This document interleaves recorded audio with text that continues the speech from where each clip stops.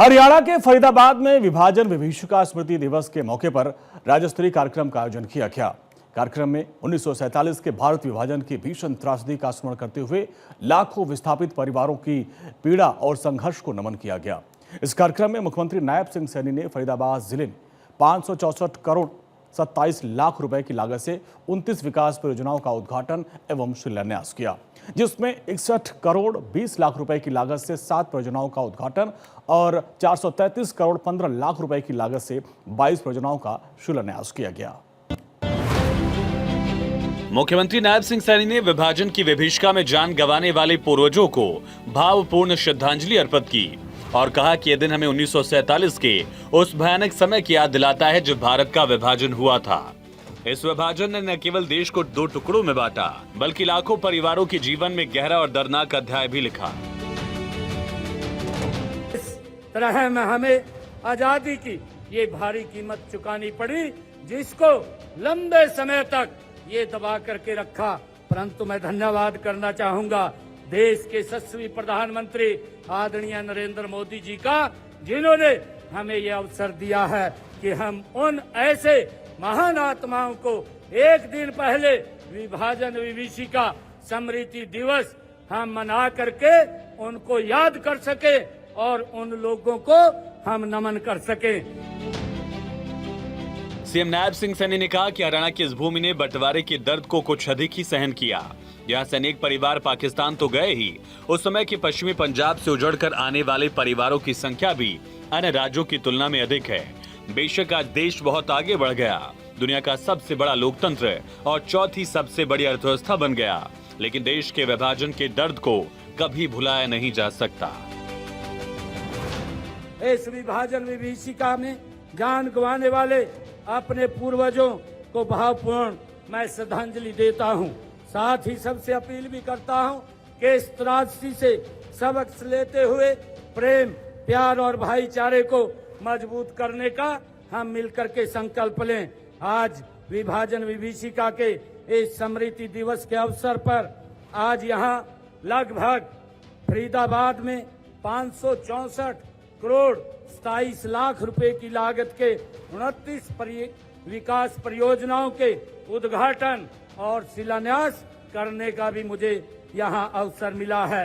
ये एक विकास की जो गति ये आदरणीय नरेंद्र मोदी जी के नेतृत्व में ये डबल इंजन की सरकार लगातार कर रही है।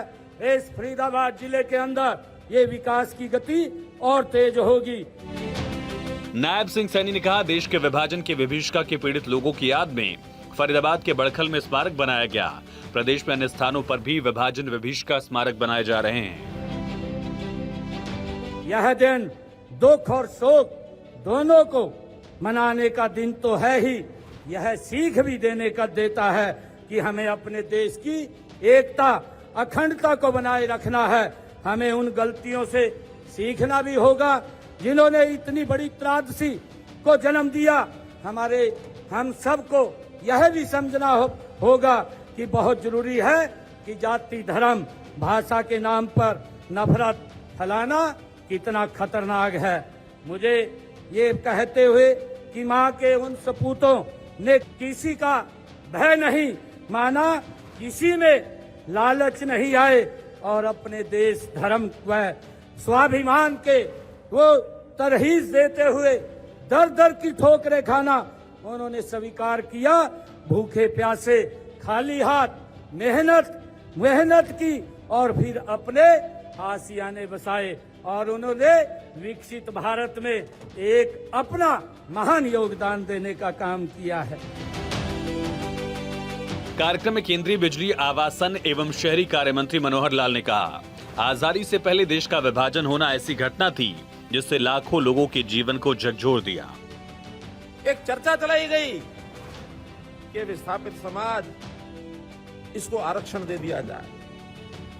जो सुनी बातें हैं, जो आज जानकारी हमको मिल रही हैं, बहुत मीटिंग्स उसके ऊपर हुई, लेकिन उसके समर्थन में चंद लोग थे, उसके विरोध में सारा समाज खड़ा हुआ कि हम आरक्षण नहीं लेंगे, आरक्षण नहीं लेंगे। सबके मन में आनी चाहिए कि ये जो समाज वहां से विस्थापित होकर के आया, न केवल अपने पैरों पर खुद खड़ा हुआ, बल्कि यहाँ आकर के नई नई विधा से कैसे अच्छा काम किया जा सकता है, कैसे अच्छा व्यापार किया जा सकता है, कैसे शिक्षा में आगे बढ़ा जा सकता है।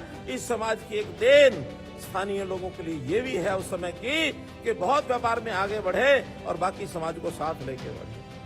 मनोहर लाल ने कहा कि आजादी में अनेक वीरों का योगदान रहा। कांग्रेस ने उस समय शहादत को याद करने की बजाय सब भूल जाना उचित समझा।